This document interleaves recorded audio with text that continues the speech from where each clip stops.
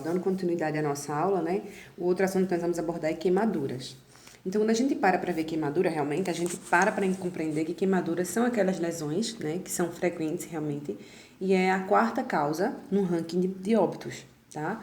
Então, mesmo quando elas não levem a óbito, né, as queimaduras severas, elas vão produzir um grande sofrimento, porque a queimadura, ela traz uma inflamação, ela traz uma infecção, ela é muito dolorosa, né, a depender realmente do grau de queimadura, tá certo? Então, pode trazer sequelas físicas, sequelas psicológicas, porque dependendo de onde a queimadura acometer, né, face, essas regiões realmente que ficam mais expostas, mexe também com a questão do equilíbrio psíquico do paciente, causando esses distúrbios, né, esses problemas psicológicos quanto a isso, certo?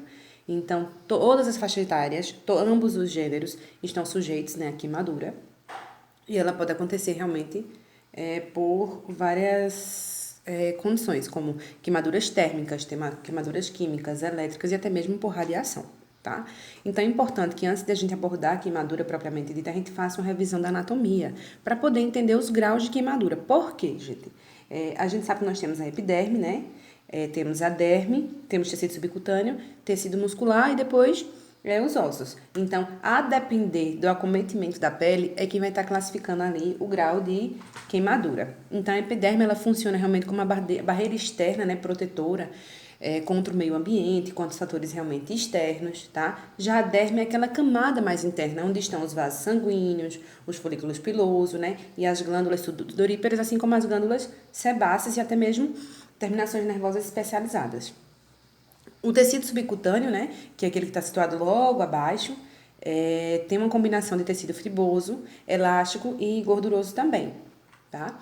Então, as principais funções da pele proteção, né, contra o ambiente externo, proteção para o meio ambiente, protegendo todos os órgãos, tal, tudo, regulação de temperatura corporal, então, a regulação térmica, né, e a função sensitiva, que permite com que você tenha realmente esses estímulos de sensibilização, tá? Então, elas vão se caracterizar de acordo com um tipo de queimadura. É uma queimadura térmica, uma queimadura química, é uma queimadura elétrica, tá? Que no caso seria a causa. A profundidade, a extensão e a localização e a gravidade, porque a depender da localização é que a gente vai ter uma gravidade maior ou não. Então, quanto às causas, nós temos as térmicas, né, que são aquelas causadas por líquidos ou sólidos, certo, que são quentes, e são as queimaduras mais comuns encontradas. Nós temos as químicas, que são aquelas causadas por ácidos ou álcools, né, temos por eletricidade, né, que são justamente lesões internas, queimaduras externas ou internas, ou seja, por mais que você tenha contato com a mão pegou no fio elétrico, a mão teve contato com a energia, então vai passar a descarga por dentro do corpo e vai ter um ponto de saída, tá? Ela entra e vai ter um ponto de saída, então isso é bem importante lembrar. A por radiação, né, que é por raios ultravioletas, né, até mesmo raio-x ou até radiações ionizantes. Quanto à profundidade, a gente para ver que tem a de primeiro grau, que é aquela queimadura mais superficial, que vai estar ali atingindo somente a epiderme, tá? Então, vai ter dor, formigamento, né? Hiperestesia. Então, a característica dessa queimadura é um eritema, né? A presença de perfusão realmente discreta, ou até mesmo nenhum edema. É uma queimadura seca, que vai estar aqui só vermelhinha, tá? Por exemplo, aqui na imagem, tá vendo? As queimaduras de primeiro grau. De segundo grau, além da epiderme, vai atingir a derme, certo? É muito dolorosa, vai ter uma hipersensibilidade, né? Vai ter hiperemia, edema, as bolhas, né? Que são as flictênias, que lembrando que essas queimaduras que elas apresentam bolhas, apresentam essas flictênias, elas não podem ser estouradas, tá, pessoal? Não pode, a gente, na emergência, no ambiente pré-hospitalar, a gente não pode estourar essas bolhas, certo? E ela tem uma aparência úmida, essa queimadura. Minhas imagens, ó, tá vendo as flectênias? Então, a gente não pode estourar, tá? Essas bolhas, a não ser que cirurgião plástico, né? O cirurgião, ele queira realmente fazer o procedimento a nível de emergência, mas nós, enquanto equipe de enfermagem, não podemos fazer isso. A de terceiro grau, né? Pega toda a espessura total do tecido, né? Desde epiderme, derme e chega a atingir até o tecido subcutâneo. Ela é indolor, né? Então, vai ter um aspecto ou enegrecido ou até mesmo esbranquiçado, né? Um aspecto seco. Vai ter destruição das fibras nervosas. Então, para ver aí o acometimento, ó. A nível realmente anatômico, o acometimento. Vê aqui, ó, o aspecto esbranquiçado. Estão conseguindo ver? E muitas vezes até enegrecido aí, ó. certo? E a de quarto grau, que é justamente a carbonização, né? Que vai destruir completamente os tecidos e até mesmo os órgãos. Então, tem uma necrose total, tem um tecido negro, tá? É muito característico. Então, quanto à profundidade, né? A gente sabe que podem ser desde o primeiro grau até o quarto grau. Então, nessas imagens aqui, a gente consegue ver a questão do acometimento. Primeiro grau, somente a superficial, tá? Segundo grau, superficial mais interna. Terceiro grau, tá? E quarto grau, observe. Então, pelas imagens, você consegue ver realmente qual o nível de profundidade das queimaduras, independente de quais as causas, certo? Independente da causa. A questão de profundidade é só... Também, outra coisa também que pode ter é a questão de extensão dela. É uma queimadura grande, é um pequeno queimado, é um grande queimado. Isso também vai estar ligado diretamente. É um paciente que queimou a face. Então, se o paciente queimou a face, a gente sabe que é um paciente mais grave do que aquele que queimou a... Pronto, você teve uma queimadura de terceiro grau ou de segundo grau em membros inferiores. E você teve uma queimadura de segundo grau a nível de face. Então, a gente sabe que esse de face, ele vai ser um paciente mais grave do que o que vai estar de segundo grau no membro inferior, porque ali vai ter cometimento de mucosa, certo? Então, é realmente uma lesão mais grave. Por isso que a gente fala que a gravidade da queimadura, ela vai ser verificada de acordo com a profundidade, a causa também, né? Mas a profundidade, a extensão e o local em qual foi queimado, certo? Então, aqui nós temos os graus da queimadura, né? Qual é o envolvimento cutâneo, né? Até onde atinge, quais são os sintomas, né? Os sinais que vão ser apresentados e a recuperação, quanto tempo leva, tá? É importante que vocês observem isso aqui direitinho no material que eu vou disponibilizar para vocês, que vocês tenham isso realmente bem perfeito, tá? Quanto à extensão, a gente sabe que quanto à extensão, a gente vai avaliar a extensão de queimadura por porcentagem, certo, pessoal? Então, quando a gente para ver a avaliação da extensão, a gente para ver que cada parte do corpo, ele vai ter uma porcentagem. Por exemplo, no adulto, é diferente da criança, tá? No adulto, a cabeça é 9%, tá bom? Cabeça toda, 9%. Os membros superiores, cada um 9%. Os membros inferiores, cada um 18%. Essa parte realmente do tronco anterior e posterior, cada um deles é 18%, né? Então, e a parte genital, 1%. Então, lembrando que aqui é a frente do paciente. Então, essa parte aqui da frente do paciente, total, tá? O tronco, total, é 18%. Já as costas, total, é 18% também. Então, se chegasse a dizer, professora, queimou somente o abdômen, então ia ser metade de 18%, tá bom? Ia ser metade de 18%. Ah, mas foi só a região do tórax, então ia ser metade de 18%, certo? Então, é importante a gente ver essa regrinha dos 9 para poder realmente estar fazendo esse cálculo de porcentagem, porque a gente sabendo essa extensão, sabendo a porcentagem do corpo que foi queimada, a gente vai conseguir fazer a fórmula de Parkland, tá? Que é justamente o cálculo de porcentagem de queimadura, assim como de reposição volêmica, porque pacientes de queimadura, eles vão precisar dessa reposição volêmica em grande quantidade, certo? Já no caso da criança, a gente sabe que a criança ela é mais cabeçudinha, né? Tende a anatomia dela, a cabecinha ser maior. Então, a cabeça da criança é 18%, quando no adulto é 9%, tá bom? O tronco dele, assim como o adulto, é 18%, os membros superiores, assim como o adulto, é 9%. A diferença vai ser nas pernas, porque as perninhas são menores, né? Então, é 13,5 cada perna, tá? Lembrando que a perna frente e trás, a perna completa. Se você, queimou somente a parte da frente da perna, então vai ser metade de 13,5. Então, é importante vocês atentarem, porque muitas vezes as questões de cálculo de queimadura, né, de extensão de queimadura, elas vêm abordando dessa forma e elas dizem, queimou somente a parte anterior, a parte posterior. Então, a gente vai variando as porcentagens de acordo com os dados que tiverem na questão, né? Então, aqui, ó, vem outra imagem para que vocês possam entender, ó, frente, tá vendo? 18, costas, 18, tá? Vem dizendo tudo realmente bem direitinho em relação à regra dos 9. Então, como eu falei para vocês, quanto à localização, né? As queimaduras, a gravidade dela vai variar de acordo com a localização. Então, as mãos, as faces, os pés, genitais, são localizações críticas, né? São queimaduras que envolvem realmente as vias aéreas, são queimaduras mais perigosas, certo?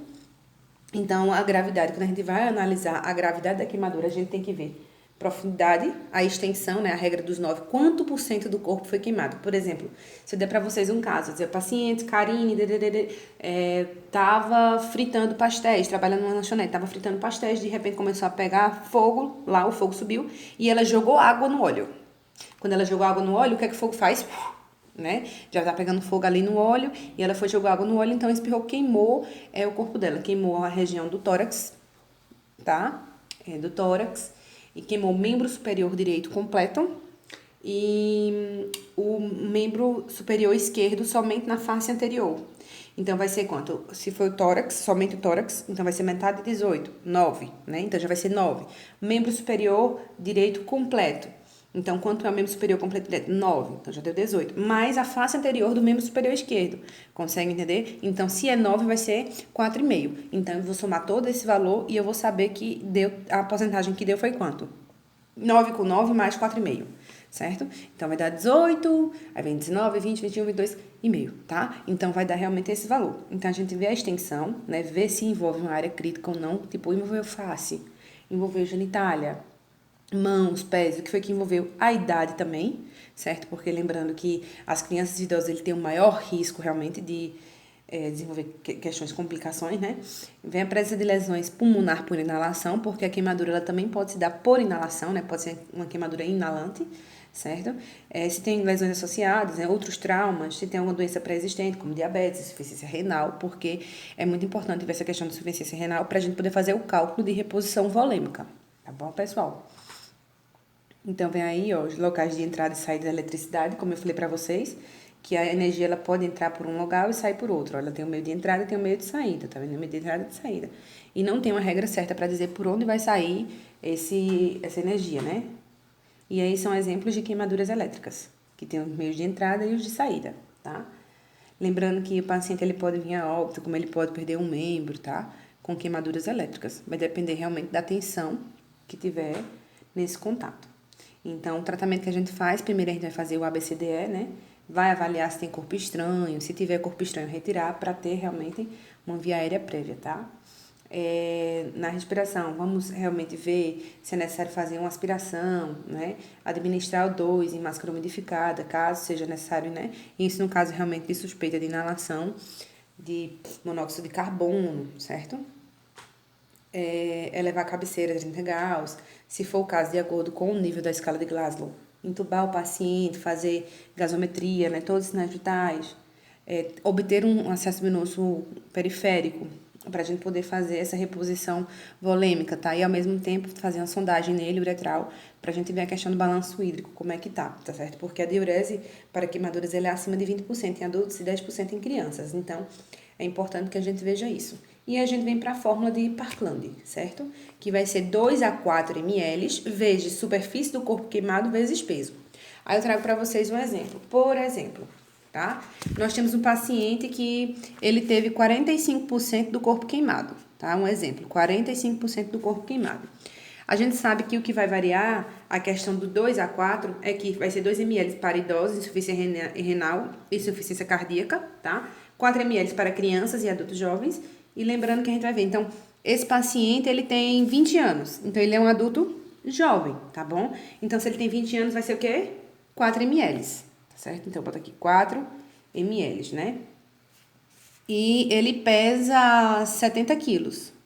Então, se a gente para ver que a fórmula de Parkland, ela é de 2 a 4 ml vezes superfície do corpo queimada em porcentagem, certo? Vezes o peso em quilo, o que a gente observa? Ó, certo? De 2 a 4 ml vezes superfície de corpo queimado vezes o peso. Então, se é um paciente, um adulto jovem de 20 anos de idade, vai ser 4. Ele teve 45% do corpo queimado e ele pesa 70 quilos, então vai ser todos esses aqui vezes. Então, vai dar quanto? Vamos fazer o cálculo bem direitinho, tá? Vai dar, ó, 4 vezes 45 vezes 70. É igual a 12.600, certo? Vai dar 12.600, certo?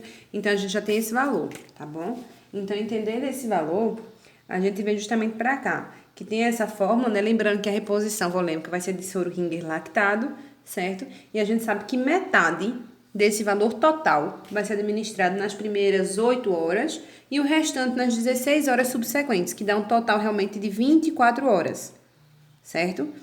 Então, a gente sabe que se são 8 nas primeiras horas, certo? Então, o restante sobra para as subsequentes. Então, como eu falei para vocês, um paciente adulto, 70 kg, com 50% realmente da área de corpo queimado. Isso é um exemplo, tá bem parecido com o que a gente acabou de calcular. Então, vai ser, olha, se é um paciente adulto, 4 ml. 70 quilos é o peso dele, 50% foi a região, extensão corporal que foi queimada. Então, vai dar quase 14 mil ml, ou equivale realmente a 14 litros. Então, vai ser 14 litros dividido por 2, né, que é dividido pela metade, que vai corresponder a 7 nas primeiras 8 horas e o restante vai ser administrado nas 16 horas subsequentes, certo?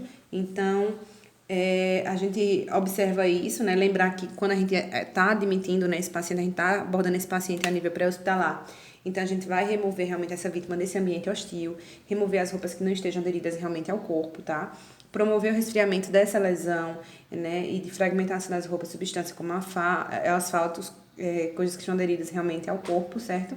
Monitorar a diurese, administrar analgesia, porque a queimadura ela pode doer muito. Observar a glicemia nas crianças, nos diabéticos, sempre que necessário, né? Então, pode ser administrado dipirona, morfina, né? Vai depender muito realmente do contexto de dor e da prescrição médica. Mesma coisa na criança, certo? E em relação aos curativos, os cuidados que a gente tem que ter, né? Lembrar que o uso de soro fisiológico ele é recomendado para evitar a contaminação da ferida, né? Na ausência realmente de água limpa, né? Que nas queimaduras de pequena extensão pode ser utilizados curativos úmidos, frios, com soro fisiológico para aliviar a dor. Tá bom, pessoal? E os agentes que são indicados para esse tratamento é a sulfadesina de prata. A primeira escolha para a queimadura é a sulfadesina de prata, né? Que é aquela pomada branquinha e tal. Então, a gente aplica uma camada moderada dela, envolver com curativo com gás a cada 12 horas, né?